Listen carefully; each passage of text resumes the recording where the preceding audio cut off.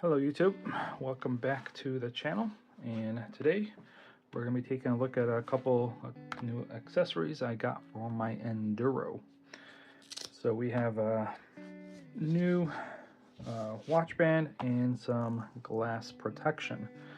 So we're going to start out with this watch band, and both of these links are down below if you're interested in trying these out. So I had a hard time finding many options for what do you call it?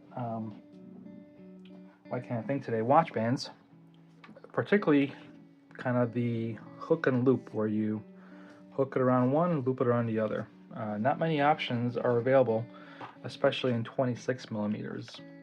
They have plenty of these kind, which basically open up on both ends. So there's no shortage of those, but I was really trying to find one. So here's an example, and let me get it away from the other ones. It's all stuck together. So I already have some of these from my Instinct 2 that we can actually try out.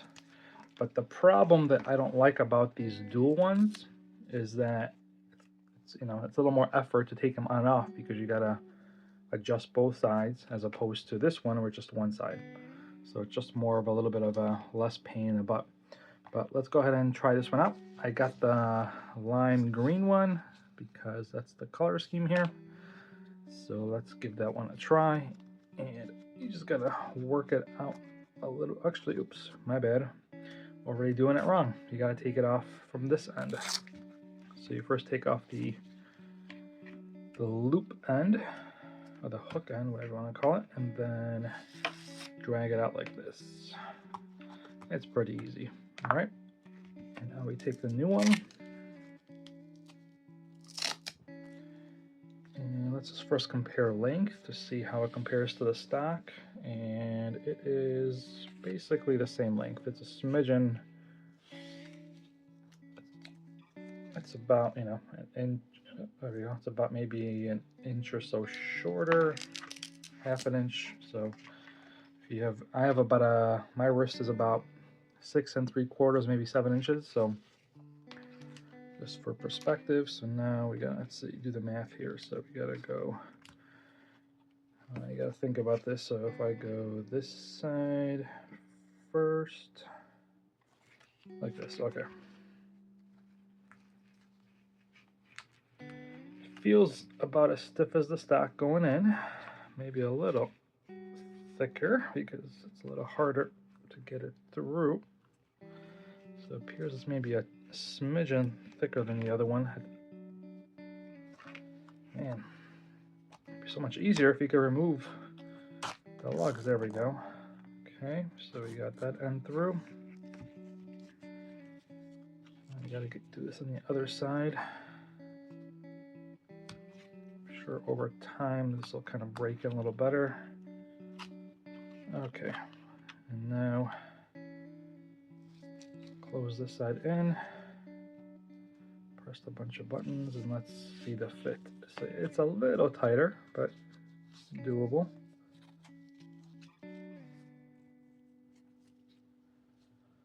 And there we go.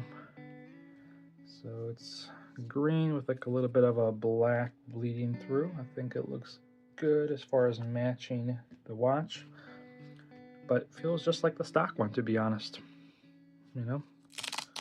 If anything, I'd say it's maybe a little bit more. It's about the same. I thought maybe it felt a little bit more, maybe a little bit more elastic, which I think is a good thing. So you can get a better fit, but fits just as I hope it would. So there you go. So that's what I mean. See, with these kind of hook and loop, whatever you call these, you only have to do one side and you're in. When you're using this one, you gotta do one side first, and then you gotta do the other side. It's just a little bit of a nuisance, which is why I don't like those too much, but I can kind of show you quickly. So let me see, which one is the 26 millimeter? I think this one is. So let me put that one on and kind of show you. Shoot, I keep pulling the wrong end. All right, so let's take this one off. Oh, it actually comes off easier.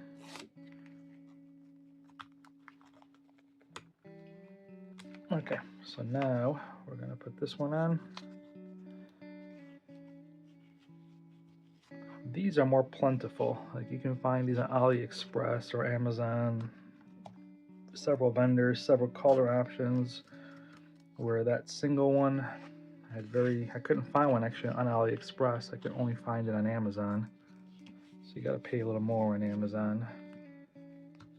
Okay, so here's how this one works. So this one you can see is a dual fastener. So first of all, you have a lot less slack, so it's a little bit more difficult to get it in, but then you gotta secure one end and then you gotta secure the other end. And if you care about it being even, you kind of have to maybe adjust a little bit, but so that's how that one works. Like I said, it's perfectly fine. It's just a little bit more effort to get it on as opposed to just a one single one. So it's just more ease of use.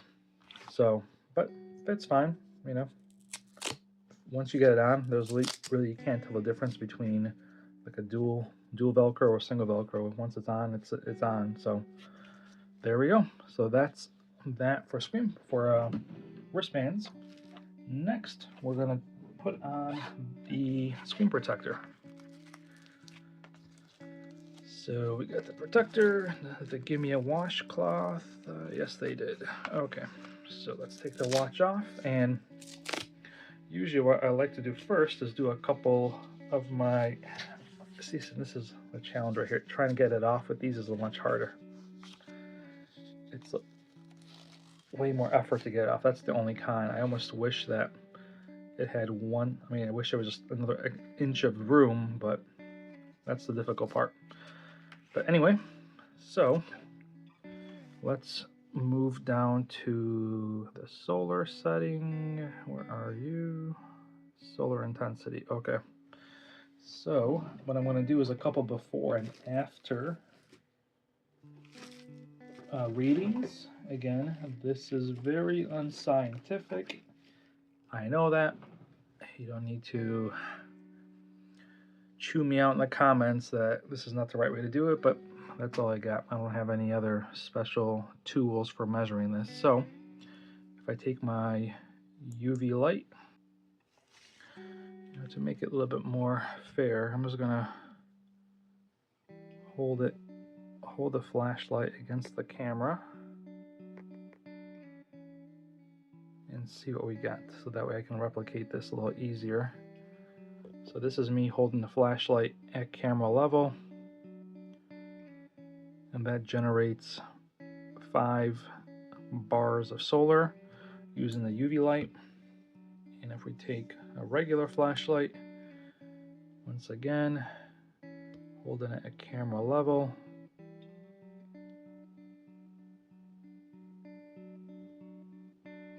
that generates, looks like 2 bars of solar. So let's go back. Come on.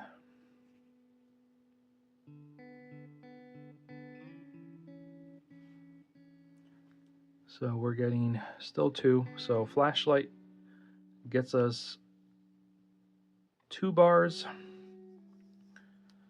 And if we go back to the UV light, because I already forgot, the UV light gets us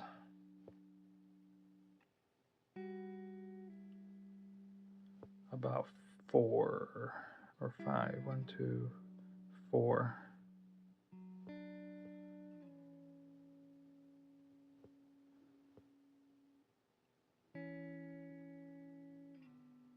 Okay, so 2 and 4. So that's our benchmark. So now we're gonna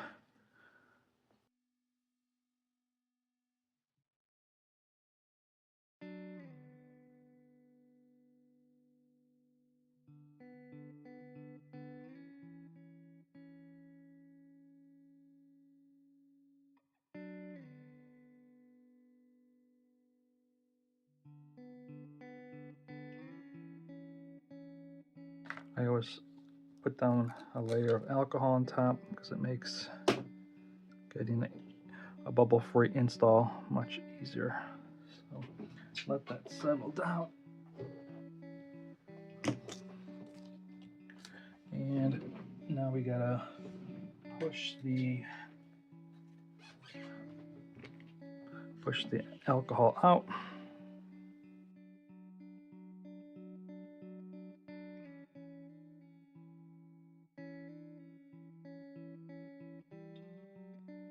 First fit, you can see it's a little, so this one I think could be a little bigger. You can see there's going to be a little bit of a tiny gap around. I would have liked to see this kind of go right against the metal bezel, because what happens, you can get kind of dust collect in there.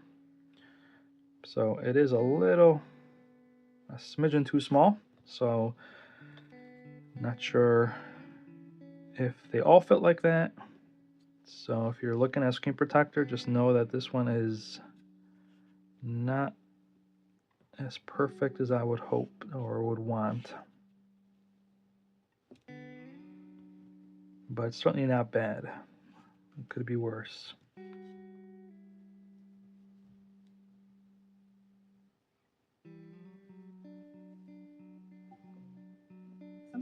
There's still some. All right, time to trim this off. There's still going to be a little bit of alcohol there, so it'll take a few days for it to fully cure. But this is a good start. Just one more time, checking centering. All right, so this is kind of what it looks like finished. So you can see it's just a tiny bit on the smaller side. It could be a little bigger, but not bad. So now with that in place, let's see how the solar does. So we had 2 with this one. I've got a place, I think, just as good as I can, same spot. We're going to put this up against the camera, and let's see if we can get 2 bars still to see if we had any loss in solar. There it is. Two bars again, if you can see. So no impact to the charging with this one. And with this one we had 4. So let's see if we can get 4 again. Put it against the camera.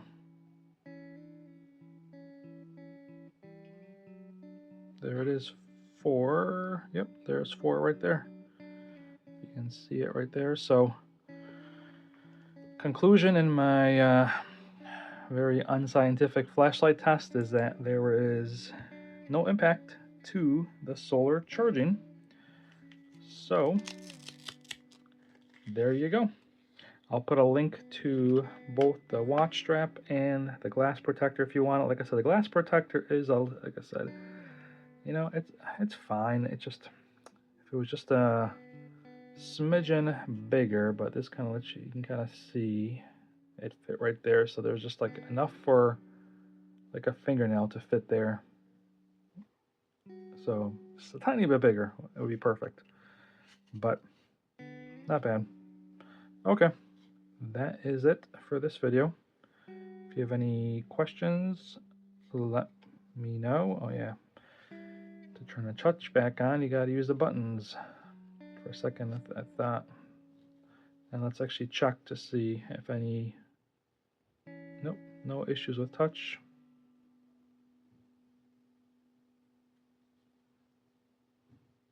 Yeah, works good.